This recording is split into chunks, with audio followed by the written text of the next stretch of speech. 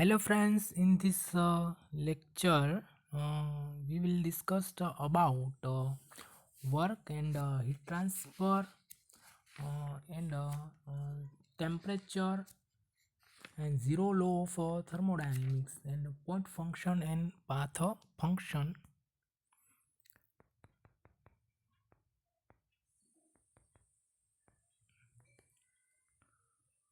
Work and heat transfer. Mechanical work. What is mechanical work? Mechanical work, it is the product of external force acting on a body and distance traveled by body in the direction of force applied. હવે જે mechanical લેંગ્વેજમાં જે વર્કની definition છે એ કે કોઈ body છે એને કોઈ ડાયરેક્શનમાં આપણે ફોર્સ આપીએ છીએ.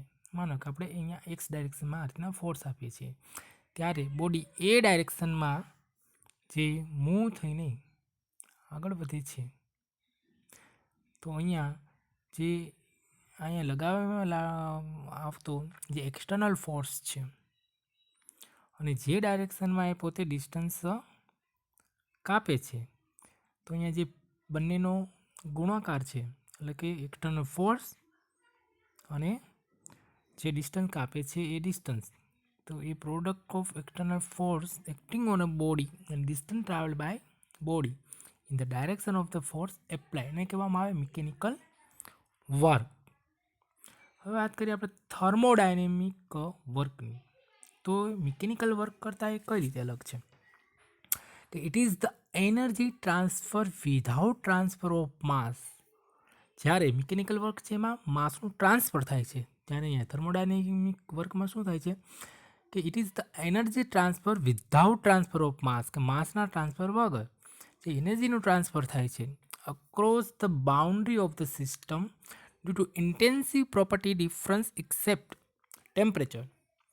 જે પણ ઇન્ટેન્સિવ પ્રોપર્ટીઝ છે જે માસ ઉપર ડિપેન્ડ રાખે છે. હવે એ ડિપેન્ડ રાખતી નથી એવી પ્રોપર્ટી ઇન્ટેન્સિવ પ્રોપર્ટી છે કે ટેમ્પરેચર છે, વોલ્યુમ છે, કે ડેન્સિટી છે, ટેમ્પરેચર છે અને પ્રેશર છે, એ ઇન્ટેન્સિવ પ્રોપર્ટી છે.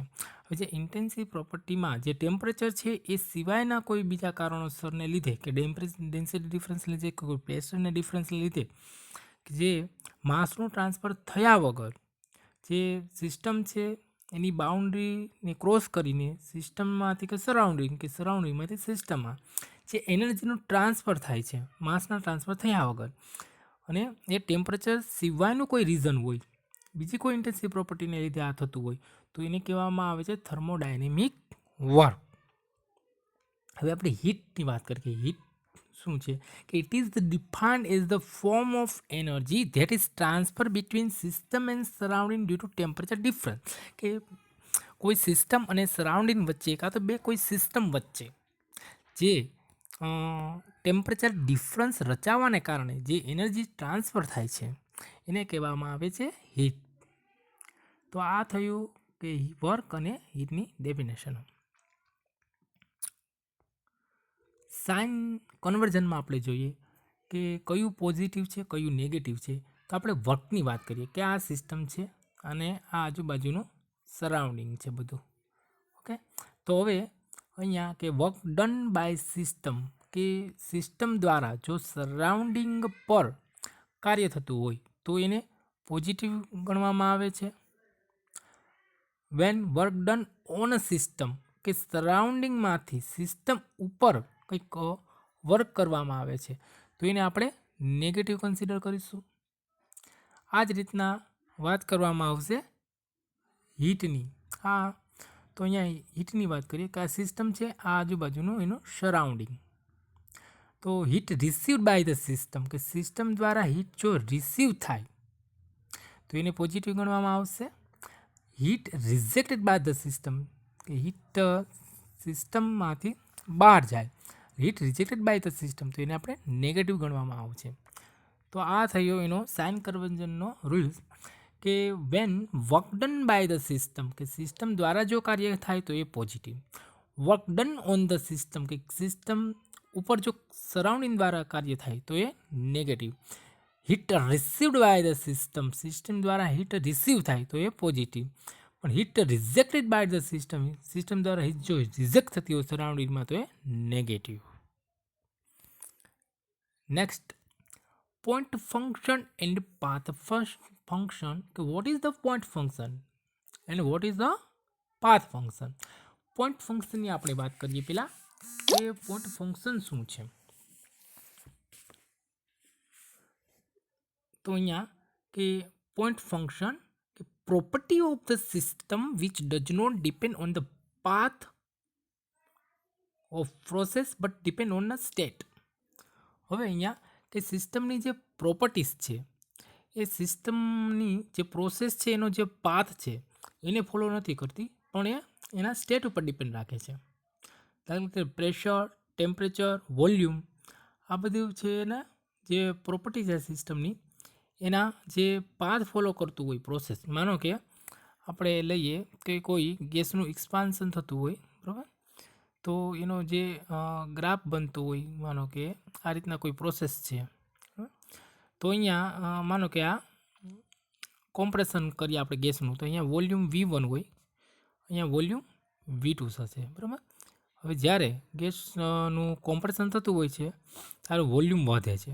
સાથે સાથે આપણે એ પણ જોઈએ કે પ્રેશર P1 અહીંયા જો હોય, અહીંયા પ્રેશર P2 હોય, એટલે કે PV ડાયાગ્રામ છે આ, તો અહીંયા એનું જે પ્રેશર છે પણ એ પણ ઇન્ક્રીઝ થતું હોય છે, બરાબર. તો અહીંયા પોઈન્ટ ફંક્શન એટલે કે પ્રેશર અને વોલ્યુમની વાત આપણે અહીંયા કરી કે does not depend of the path of the process. જે આ પ્રોસેસ જે થાય છે કોમ્પ્રેશનનો, એનો જે આ પાથ છે એને ફોલો નથી કરતું, પણ એની જે એન્ડ સિચ્યુએશન છે કે અહીંયા પોઈન્ટ 1 એનું સ્ટાર્ટિંગ પોઈન્ટ છે પ્રોસેસ શરૂ થવાની, અને અહીંયા પોઈન્ટ 2 એની એન્ડ પ્રોસેસ છે કે એ પ્રોસેસ છે એન્ડ થાય છે એ છે. તો બંને જે સ્ટેટ છે એના પર અહીંયા જે એની પ્રોપર્ટી છે એ ડિપેન્ડન્ટ છે. કે અહીંયા પ્રેશર કે વોલ્યુમ P1 V1 હતું, ઓકે. હવે એ આ પાથ છે એની ઉપર ડિપેન્ડ નથી રાખતું પ્રેશર અને વોલ્યુમ, પણ લાસ્ટમાં જે એનું સ્ટેટ છે કે પ્રેશર P2 અને V2 એ કંઈક વધેલું બતાવે છે અહીંયા, તો એ વોલ્યુમ છે અહીંયા ઘટી જાય છે અને પ્રેશર છે વધેલું બતાવે છે. તો અહીંયા જે પ્રોપર્ટીમાં ચેન્જીસ થયો છે, તો અહીંયા જે ચેન્જ છે એ એના જે પાથ છે એના પર ડિપેન્ડ રાખતું નથી, પણ ડાયરેક્ટલી એનું સ્ટેટ 2 પર ડિપેન્ડ રાખે છે. એટલે પોઈન્ટ ફંક્શન એટલે કે એના બે સ્ટેટ છે, સ્ટાર્ટિંગ સ્ટેટ અને એન્ડિંગ સ્ટેટ. એ સ્ટેટ દ્વારા જે પ્રોપર્ટીને વ્યાખ્યાયિત કરવામાં આવે છે એને આપણે કહીશું પોઈન્ટ ફંક્શન, ઓકે. એટલે કે પ્રેશર, ટેમ્પરેચર, વોલ્યુમ આ બધા પોઈન્ટ ફંક્શન છે. જ્યારે વાત કરવામાં આવે પાથ ફંક્શનની, તો ધે આર સર્ટેન ક્વોન્ટિટીઝ, એને પ્રોપર્ટી નહીં કહેવામાં આવે, એને કંઈ ક્વોન્ટિટી કહેવામાં આવશે. They are certain quantities which can not be located on the graph by point, જેને કોઈ ગ્રાફ પર એક પોઈન્ટ દ્વારા વ્યાખ્યાયિત કરી શકાશે નહીં, represented by area on the graph. હવે એ કોઈ એરિયા છે, માનો કે આ અહીંયા કોઈ પ્રોસેસ થાય છે, બરાબર, આપણે કે અહીંયા કોઈ હીટ કે વર્કનું ટ્રાન્સફર થયું, બરાબર. આપણે એવું લઈએ કે કોમ્પ્રેશન પ્રોસેસ લઈએ, બરાબર, તો આપણે ગેસના કોમ્પ્રેશન કરવાથી આપણે સિસ્ટમ ઉપર કંઈક વર્ક આપવું પડે છે,